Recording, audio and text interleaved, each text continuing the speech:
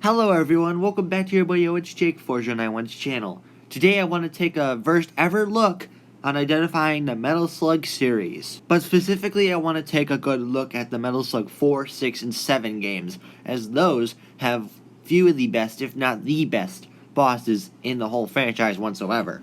So let us begin this countdown of the top 3 personal best Metal Slug bosses from the franchise.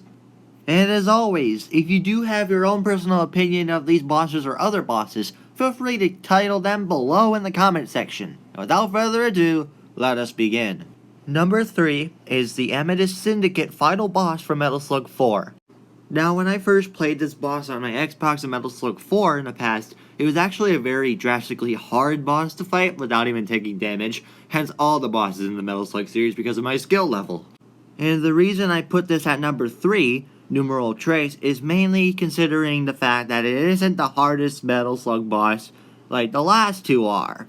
There are good deals of precision and timing within this final phase of the boss in this photo, but in the first two, which actually resemble why this is one of the hardest bosses on this list and is number 3 for the best because of that, the first phase of the battle actually consists of those two robots that are from the left and right sides of the screen. Amethyst will side in them and try to shoot projectiles and all the other stuff like that, and even summon robots, which I obviously got hit a lot and died when I tried to fight this whole thing. Overall, once you make it to the past of that, it's actually relatively harder, but you do have a lot more of a chance to practice your skills and timing within this boss, which is why it's number 3 on this list. Number 2 is the Invader Queen from Metal Slug 6. Now, not surprisingly enough, this boss actually has a lot of projectile spamming, and it can actually seem exactly like that when you actually get to the later phases, and is actually considered both the second hardest boss and the second best boss in my entitled opinion, like I say. And also, not surprisingly enough, this boss actually has a bad butt theme when you actually fight it throughout the whole battle. Hey, even in the first phase, when you shoot her out of her nest, it actually retakes the Mission 3 and 4 boss theme, that have Brain Robot and, the Centipede boss? And I think it is slightly different from said missions as well, to make it a final boss aesthetic. Ooh, that's nice. And then there's the final phase of the fight in the whole game. This is where you relentlessly fall down a pit and try to stay alive and shoot Invader Queen, all while just jam into that final boss theme that I adore so much in this game. Seriously though, that's what I love about these games, you know? Like, the developers of Metal Slug actually managed to make kick-butt themes in all of these games, which is obviously really absurd at first when you haven't played these types of games, but it's not surprising.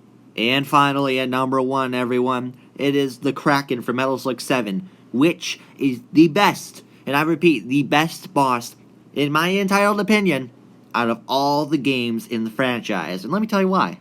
Well, for starters, this boss fight actually has a modified version of Final Attack, which is used in most regular games and also some fan games like 2.5, you know what I'm saying?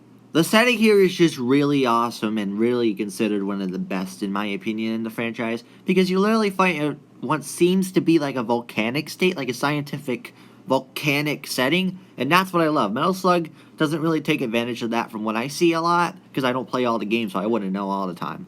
And the attack in the first phase of this boss actually has its tentacle that the Kraken releases before revealing its whole self in the second fight, which has patterns that I can't recognize, obviously, when watching the gameplay of it.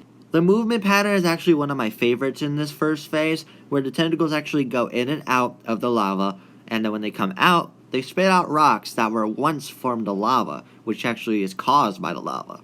They will either do this, or they will literally just go on the top of the screen, similar to what they did in Mission 1, but if you want to see a review of that boss, like and subscribe to this channel, where they go up on top of the screen and actually shoot out the rocks from there, which is actually a great type of thing to recreate in the final mission. And the second phase is just awesome, because you literally have the Kraken on top of the screen, and shooting out these, like, can-like things, looks to be like can things, and I think they were shooting rocks as well. And going inside the lava, you actually get a view of it this time, unlike the first phase we just talked about, where it goes in and then tries to come out and deliberately tries to annoy you by tracking you down and trying to shoot you. As a matter of fact, it'll ram into you, or attempt to, which is actually a great thing, and it's actually kind of weird. But then again, it's not like a bully or a yak, so I don't know what I'm talking about. Overall, I definitely consider these bosses to be same in most parts, such as intensity levels being increasingly high each moment of the fight, and actually its placement in the game itself actually making it hard enough for you to die a lot. These bosses are also very different, because they are just unique in their own specific ways, And that's what I love about Metal Slug, and every game that actually has it. Like Sonic the Hedgehog has unique bosses that are kind of similar in some ways in different games, similar to what Metal Slug has. And you know what? I applaud of it so much. And with that, everyone, concludes my very first Metal Slug listing video of anything related to anything about it. Now, if you want to see more, make sure you guys like and subscribe, turn post notifications on, share with your friends, and comment down below. The 5 things to never miss a beat on my channel or anyone's channel ever again. And I hope you enjoyed it. Like I said, if you have any other perspectives on what you think these bosses or any other bosses could come in place at, let me know in the comment section. I would love to hear all your perspectives, no matter if you've played the game or watched the game, or both. And I'll see you all next time.